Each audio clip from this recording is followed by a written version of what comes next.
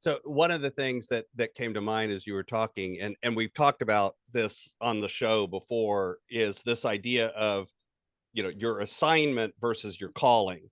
And a lot of times, or your career versus your calling is the way sometimes people will put it. But I prefer assignment just because, you know, it's whatever you're doing in that moment. It could be a job, it could be a career, it could be something that earns you money, but it could also be being a parent, being a housekeeper, whatever, just whatever you're functionally doing.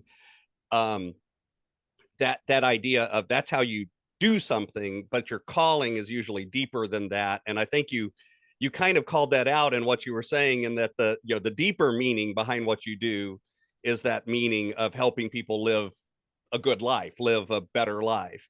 But yet Yes. you apply it in a lot of different ways. So Yeah, from the outside, it looks like, oh, you do all this different stuff, but the reality is you only do one thing. You just do it a lot of different ways.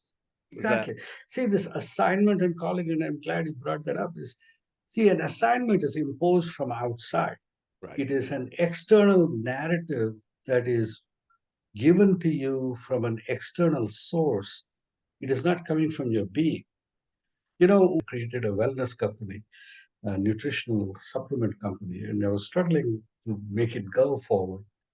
And she asked me, says, why do you have to do it?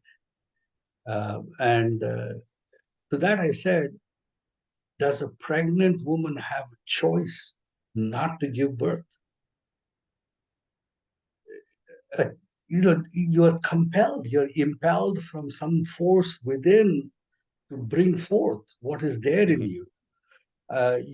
A pregnant woman at the end of 9 months is not cannot have does not have the option to say, "Hey, you know what? I'm not going to let this baby come out." So that's how I am with a lot of the things I do. It comes forth from me in an irresistible way. It is not a uniform. It is not a shirt that I wear and I have an Mhm. option to wear a different shirt.